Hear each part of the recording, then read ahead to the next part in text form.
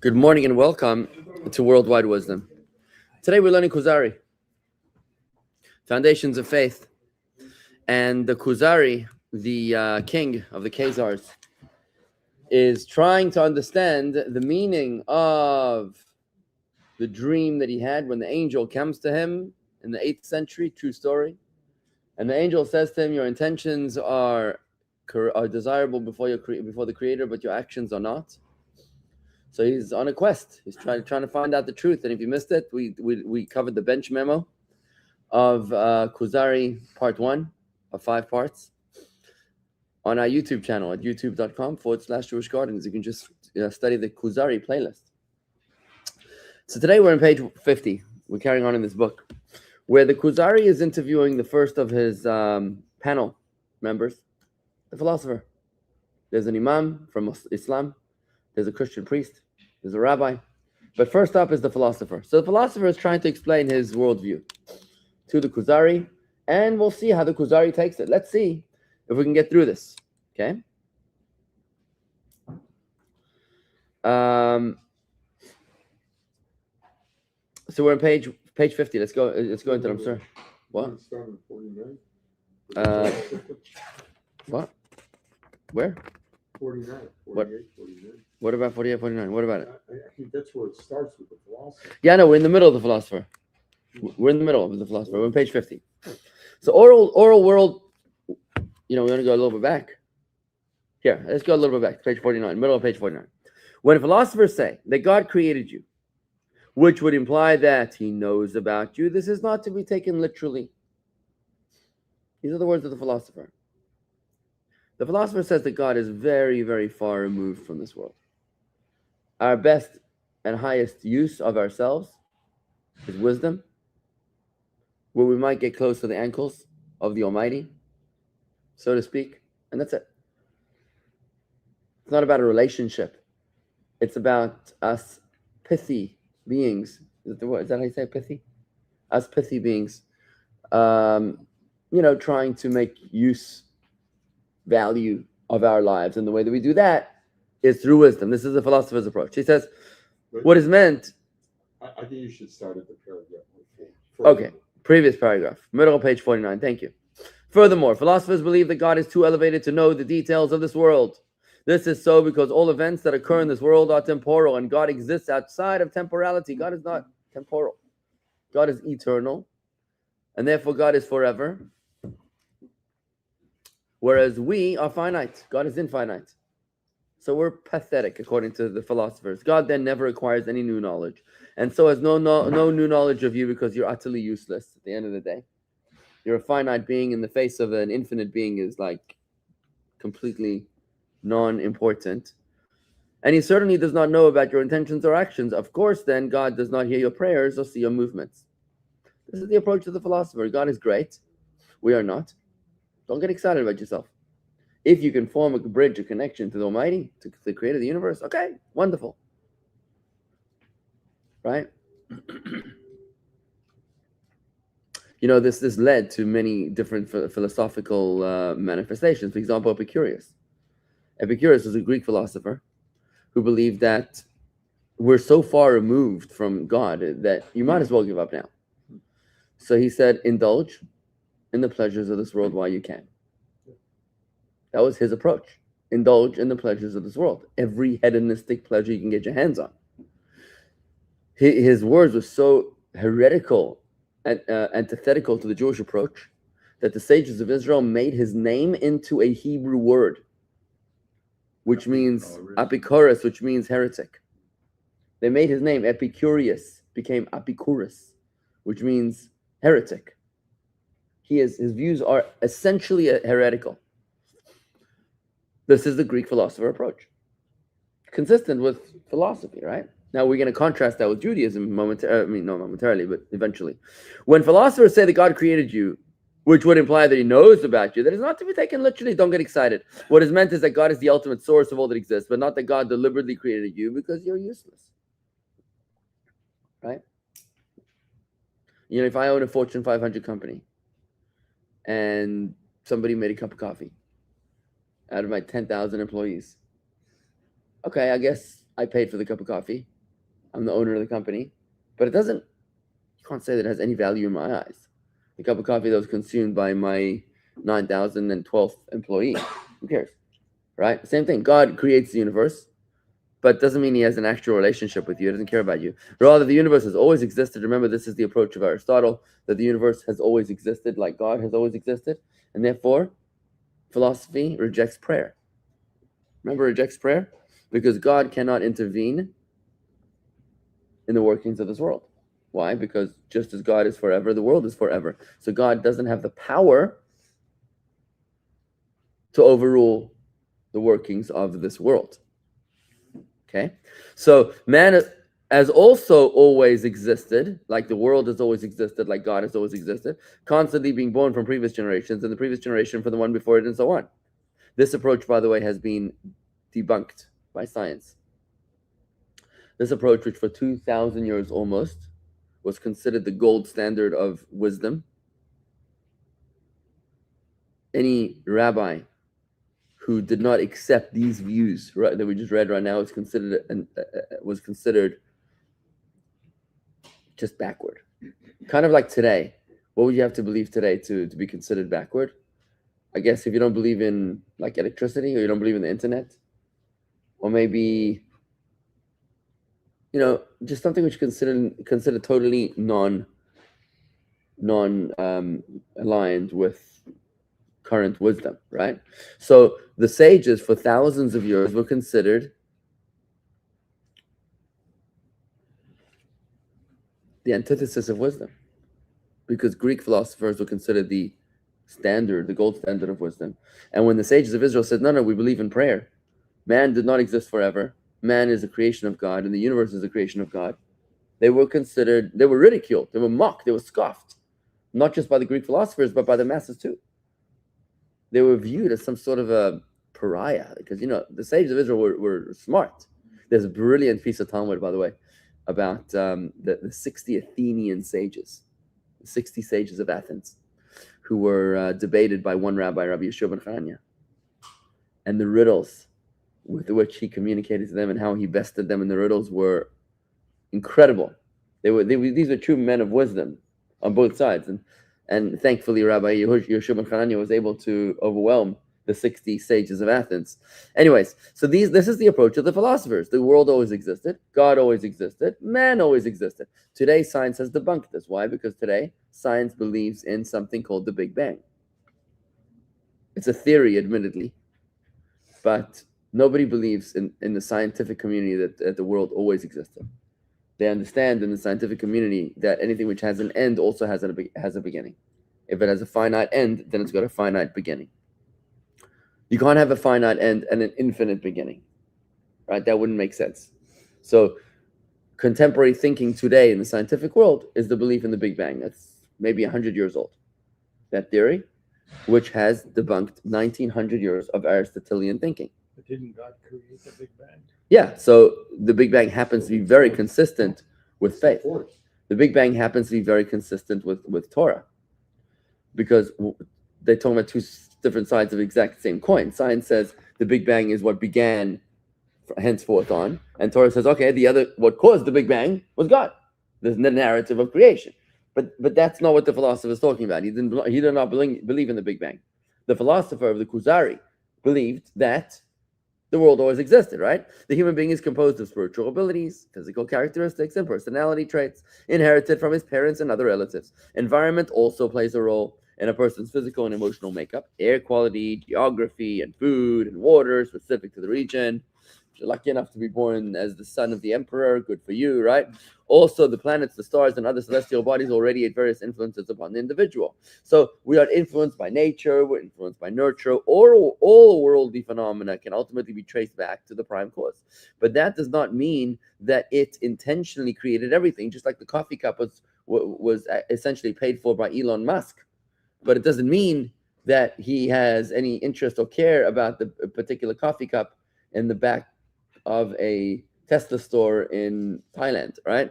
Rather, there was a natural drive that led this prime cause to produce a secondary cause, which in turn produced a third and a fourth cause, and so on. These causes and their respective effects are inseparable.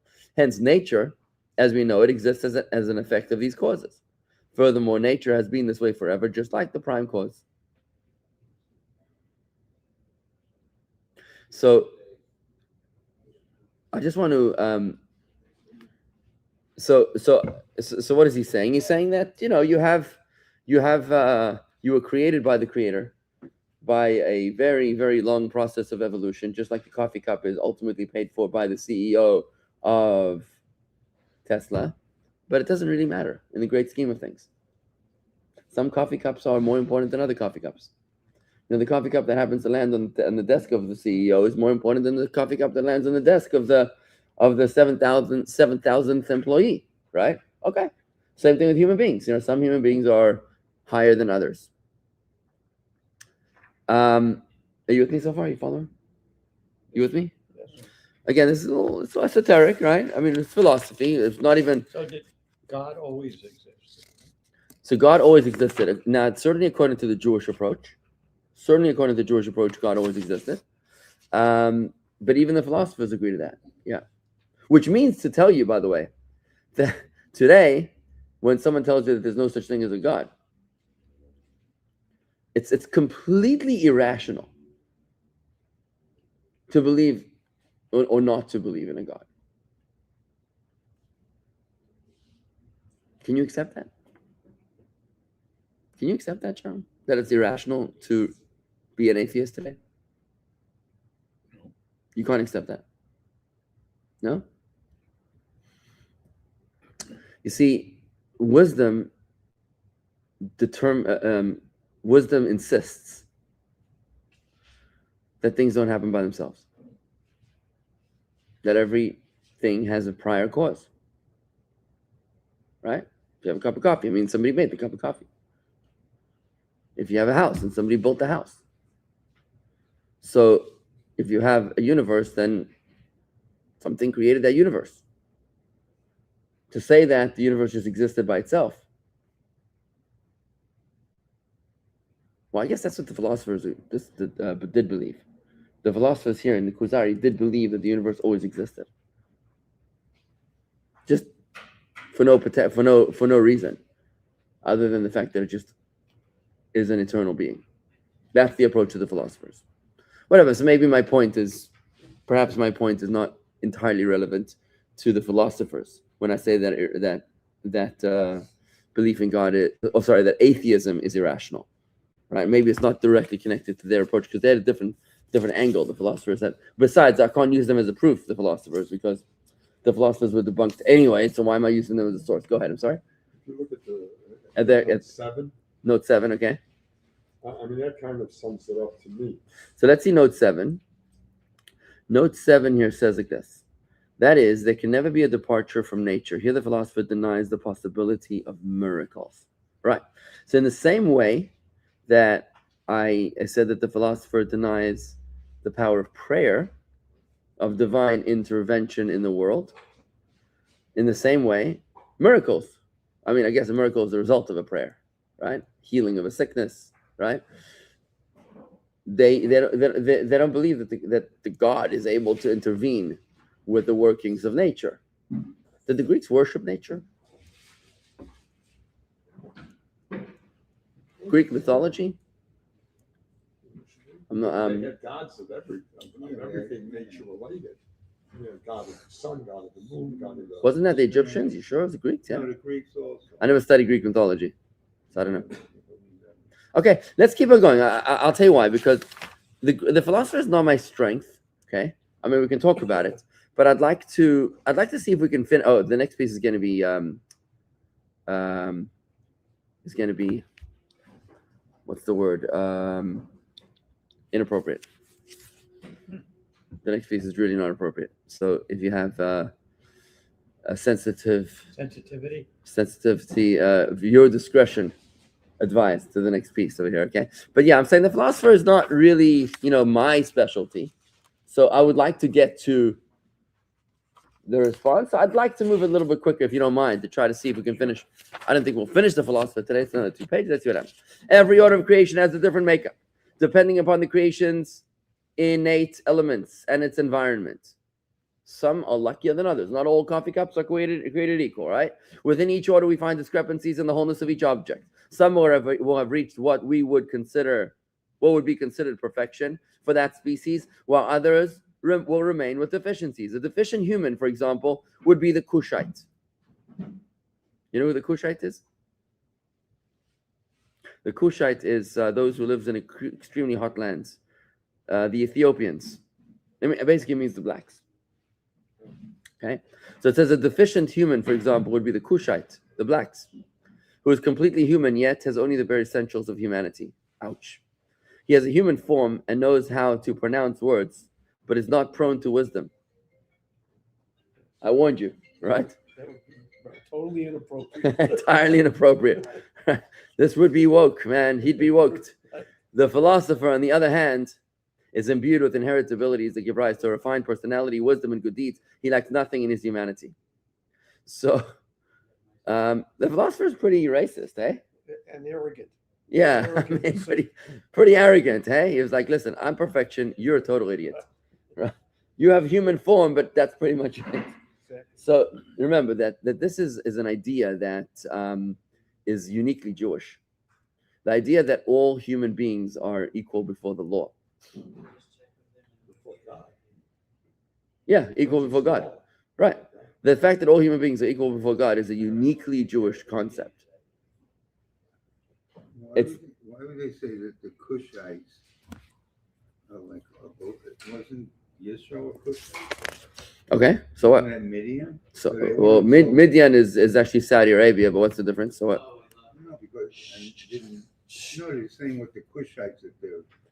Who cares? He's talking about some form of human beings that he doesn't approve of. I mean, whichever ethnicity we're talking about, I mean, maybe better if we don't exactly identify the geographical boundaries of this particular. Didn't Moses marry a Cushite? Yeah. Oh, it says about her that she was Isha Kushit Lakach. That's right. Yeah, Kushite, exactly. Correct. So, Kushi normally is the land of Kush, is Ethiopia. Right, yeah. How she was a Kushite. She lived in Jordan or Saudi Arabia, not quite clear. But what's the difference? I mean, the fact of the matter is today we know that since Sancherib, the king of Assyria, mixed up all the nations are mixed up anyways. But the bottom line is, this is disgusting. It's utterly disgusting that he talks about human beings like this. It is uniquely Jewish to be able to say that all human beings are created in the image of God. This is a Jewish gift to humanity. The world, the Aryans did not believe in that. They believed in selection of the species. They believed in eugenics, that we had to weed out the inferior genetic pools of humanity. That's why they killed the gays and the gypsies and the Jews and other and people that were invalids. They didn't like them. They felt that they were ruining the gene pool. That's literally what they believed. This is the approach of the philosopher. He said, listen, sometimes you might be at the top of the totem pole and sometimes you might be at the bottom and there's nothing you can do about it. So then he's talking to the Kuzari and he's saying, listen, what are you going to do about it, Mr. King? I mean, it's very nice that you're, Your Excellency, that you're that you happen to be top of the food chain.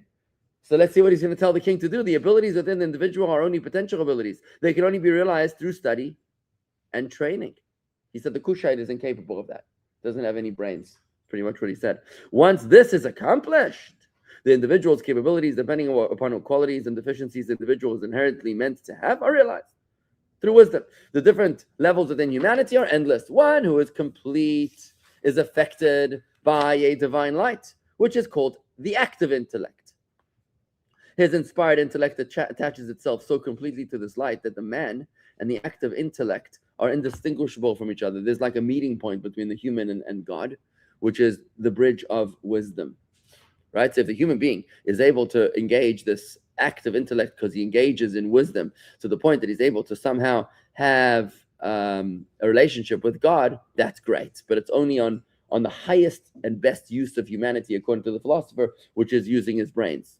At this point, all of his limbs are harnessed and focused towards performing only the most perfect acts at the most opportune times and under the most favorable circumstances. He gives an example in note 10 over here. For example, one who reaches this level will have the opportunity to give charity to a poor person in his greatest time of need. He will also perform the deed in the optimal way. He will show the poor a bright countenance, and he will give them food instead of money. So in other words,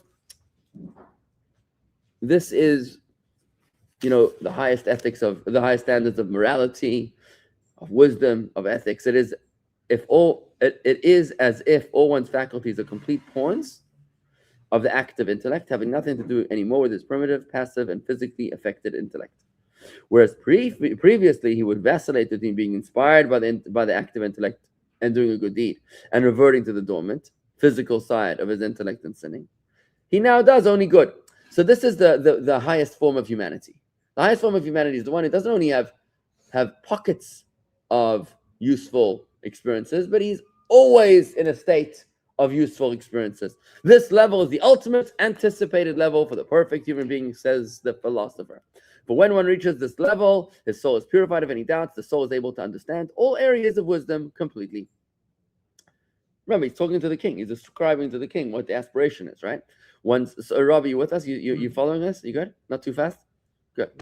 One's soul becomes like an angel, specifically acquiring the lowest level within the class of angels. This is interesting.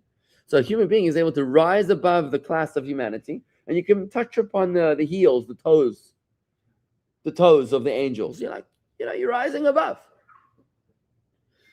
which grants one a sense of being incorporeal. One is then on the level of the active intellect. The active intellect itself is an angel whose level is just below the angel who oversees the moon. Interesting. The angels are completely devoid of physicality and have always been this way.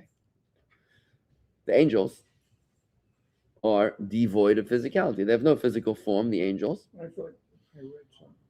What you said. Hang on. You can't bring what I said as a contradiction to this, because it's not me talking. This is the philosopher talking. Oh, I'm sorry. The philosopher's talking. You're going to hear it's his case. But the contrary is, that's to the contrary, right? That the angels can be. Yeah. Physical. Yeah, to them, remember it this way, that the approach of the philosophers and many religions today is that this world is a nuisance, which we have to escape from as quickly as possible. These are the religions that glorify death. Radical Islam,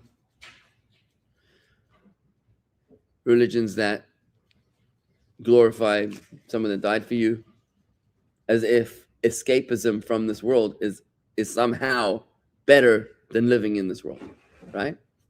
These are religions that avoid physical pleasure. These are religions that avoid that consider physical pleasure as the bane of humanity.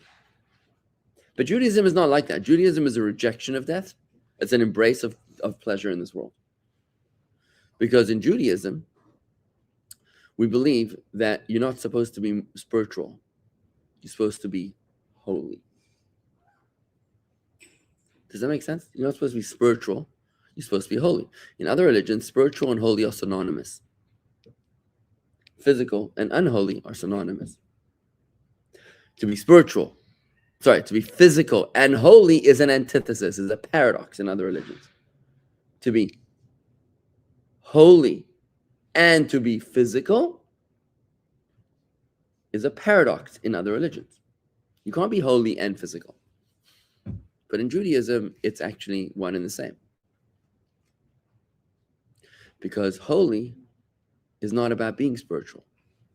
Holy is not about escaping this world like this philosopher is trying to explain. He's like, the more you're able to indulge in wisdom, the more you're able to become like an angel. And that's fantastic. Judaism says, why would you want to be like an angel? Why would you want to be like that ascetic? Remember we learned about the ascetic when the Baal Shem Tov bumped into this, went to visit this ascetic who had been studying for 50 years. He hadn't engaged in idle conversation, and he sat in his corner studying Torah in his siloed ivory tower for 5 decades. And the Baal Shem Tov wanted to make conversation with him, and the guy didn't know how to engage. And the Baal Shem Tov said to him, why are you doing this? God doesn't want you to be a recluse, a hermit. God wants you to engage in this world. God wants you to take a piece of cholent on Shabbos and eat the cholent, the kishka, in honor of Shabbos, to make the cholent holy, right? It's the antithesis of the philosopher's approach. The philosopher says, why would you want to engage in this physical world. What a waste. So Epicurus, for example, took it the other opposite extreme. He said, it's so hard to become so spiritual, you might as well just give up. Don't even try. That was the approach of Epicurus, right? It's all connected to the same core philosophy. That's how Aristotle taught about infanticide. He taught about infanticide and other forms of murder because he felt, listen, an infant is nothing. An infant can be killed. Like, why can't you kill an infant or an old person? You kill an old person because they're not smart. So what's the point? What does the philosopher say about angels? What's their purpose?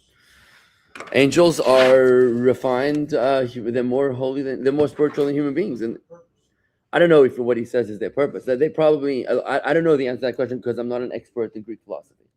But I would posit if you'd ask me my opinion, I would think that the philosopher's approach to the angels is that human beings are the bottom of the barrel, the bottom of the totem pole. Angels are above us on the totem pole, so they're your role models.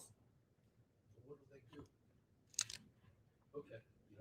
But I'm pleading ignorance to that because it's not my specialty. Because maybe they think the angels take the place of God. I don't know if that maybe that's what Greek mythology is, but I haven't studied Greek mythology, so I don't know. The active intellect itself is an angel whose level is just below the angel who oversees the moon. The angels are completely devoid of physicality and have always been this way. They also live eternally, and thus they never have to fear destruction. It therefore follows that anybody who has become one with the active intellect likewise never has to fear destruction. You know why? Because if you're engaged with the active intellect, then you're becoming like an angel. It is very comforting to know that one who is in the same group as Hermes, isn't that a shopping? Hermes, Asclepius, Socrates, Plato, and Aristotle. He looks at these guys like these are angels. If one reaches this level, then he and they and everyone else who reaches that level become a single everlasting unit. Wonderful. So continued the philosopher, becoming close to the Creator, as you put it, is only a figurative term. What you should do, says the philosopher to the king, is pursue and seek out the true knowledge of all things to the point where your intellect becomes active and no longer passive. Attach yourself to the paths of the righteous, both in traits and deeds, because this will help you to acquire the vision of truth, as well as attachment and resemblance to the active intellect. By emulating the righteous, you will acquire the traits of contentment, humility, and submissiveness to others, as well as other positive traits. He wants him to become more like an angel. Less physical, more spiritual. You will also praise and elevate the prime cause in this process. But your objective in doing all this should not be to receive a reward or to avoid retribution, as the prime cause neither rewards nor punishes. You know why the prime cause neither rewards nor punishes? Because he could not care less about you. Right?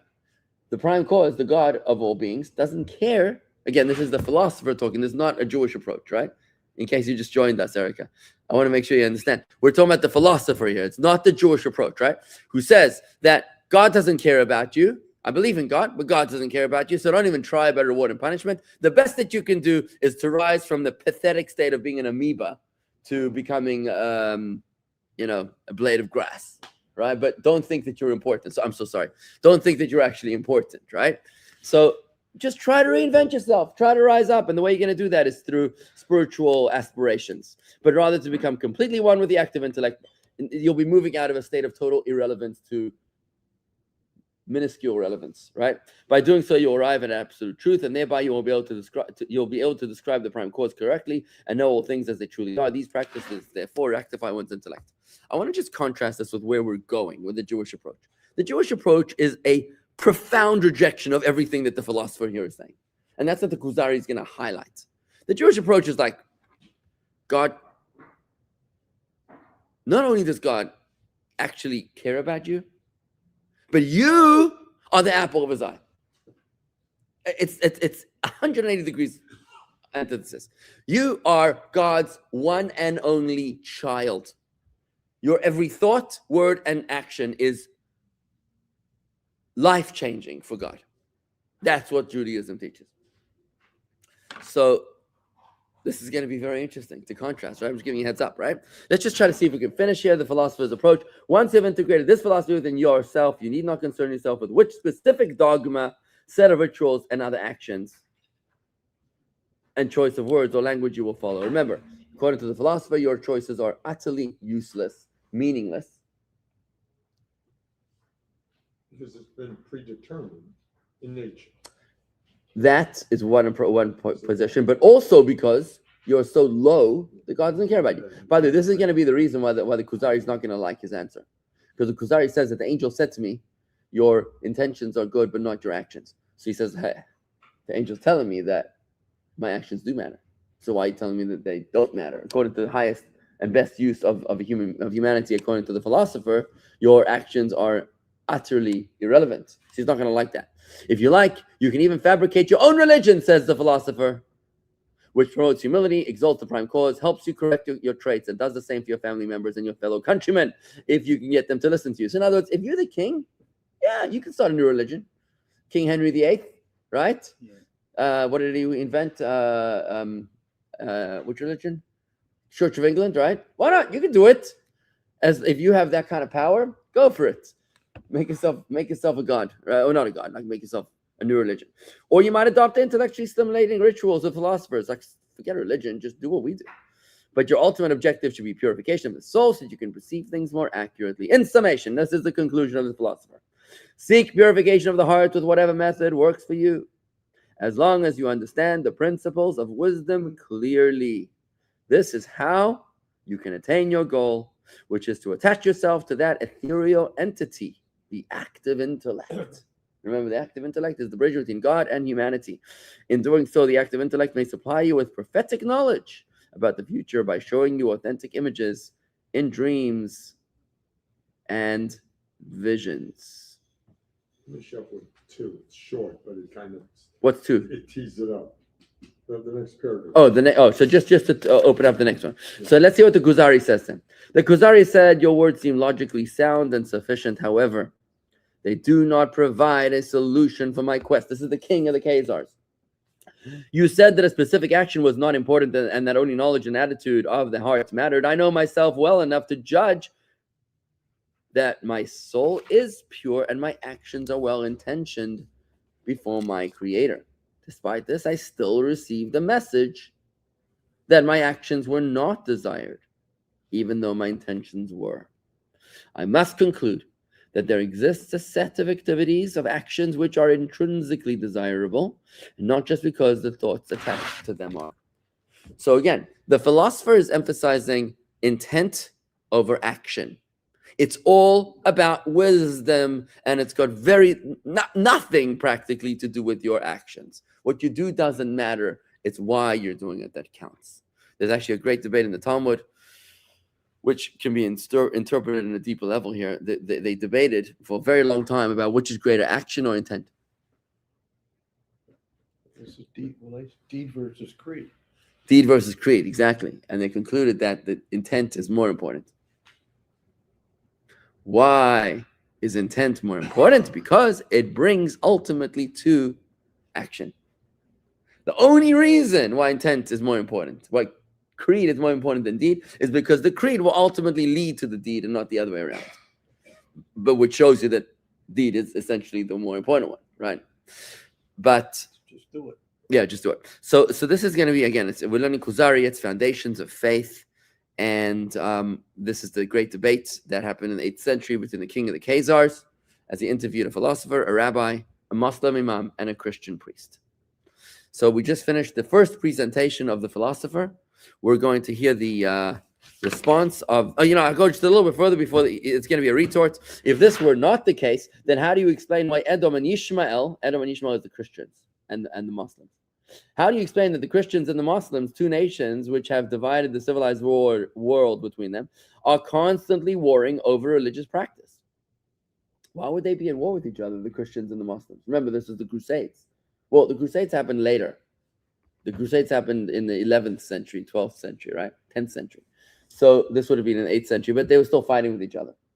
Each nation is of pure soul and with divine intentions. According to you, says the Kuzari, why would they be fighting against each other? Who cares? Start your own religion. It doesn't matter. It's all about intention. Their peoples practice asceticism, fasting and praying, but they still go about killing each other. What's worse, they believe that this killing is a great act of righteousness and a means of coming closer to the Creator. Remember what the Crusaders were told. The Crusaders were told that if you get involved in the holy war, you're going to go straight to heaven. Today in America, they tell you if you go to the army, you get a free college tuition. Then they told them, if you go to war, you go straight to heaven. Each side believes that its path is the path to the Garden of Eden, and do not tell me to follow both religions because adhering to two opposite faiths is completely